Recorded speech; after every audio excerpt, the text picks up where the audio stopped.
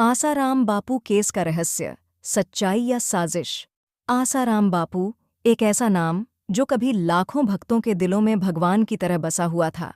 उनकी उपदेश, उनके सत्संग और उनकी शरण में लाखों लोग सुख शांति की तलाश करते थे।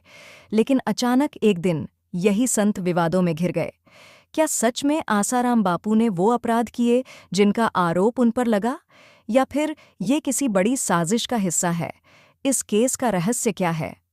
क्यों एक रात ने बापू के जीवन को बदल दिया?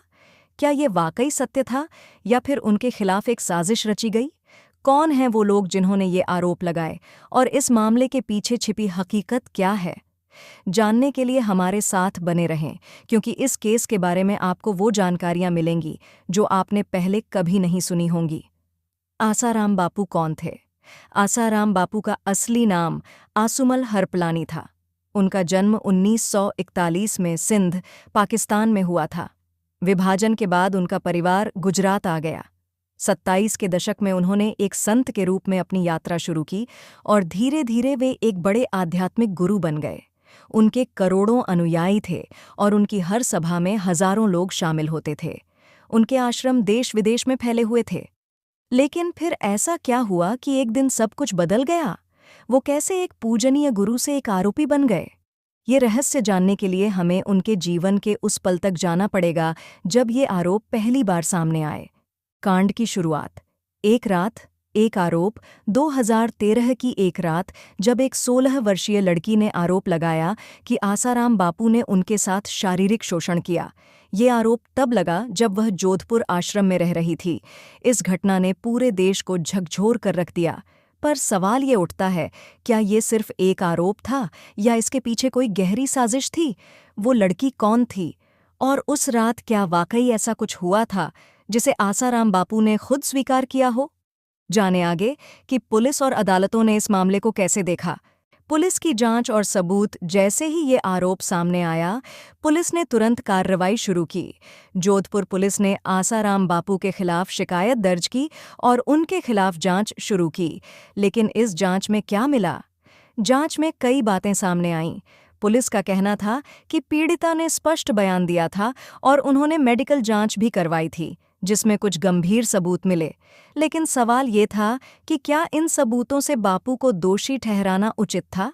आखिरकार किसी संत के खिलाफ इतने बड़े आरोपों को कैसे साबित किया गया? आगे की कहानी में जानेंगे अदालत की कार्रवाई और उस समय के मीडिया कवरेज के बारे में। अदालत में मुकदमा और मीडिया कवरेज। इस केस ने जब अदालत का रुख किया, तब मीडिया का ध्यान भी इस पर गया।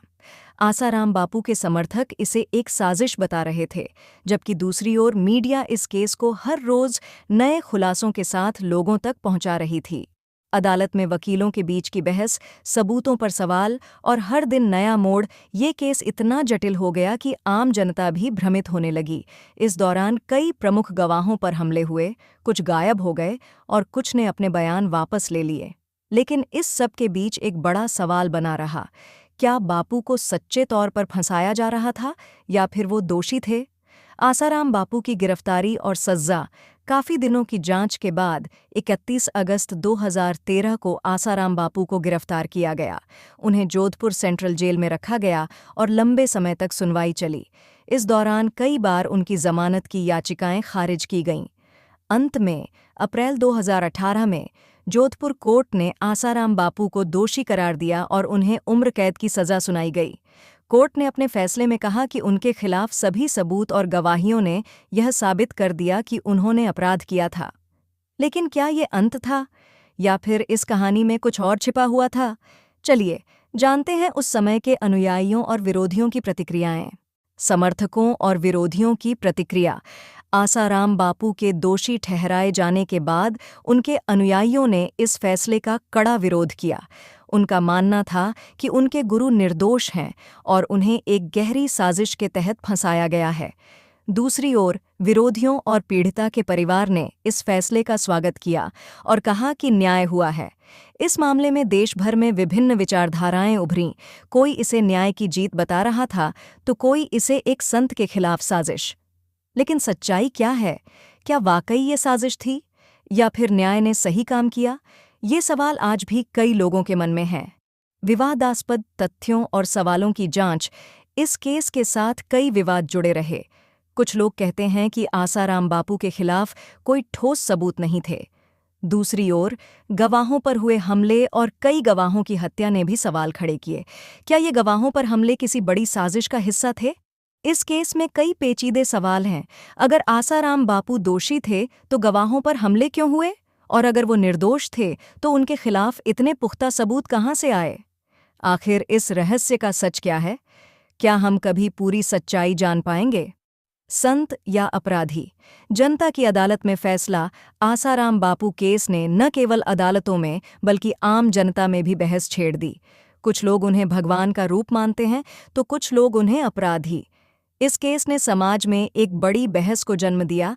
क्या हम किसी संत को इतनी आसानी से अपराधी मान सकते हैं, या फिर हमें उनके खिलाफ उठाए गए हर सवाल का जवाब जानना चाहिए?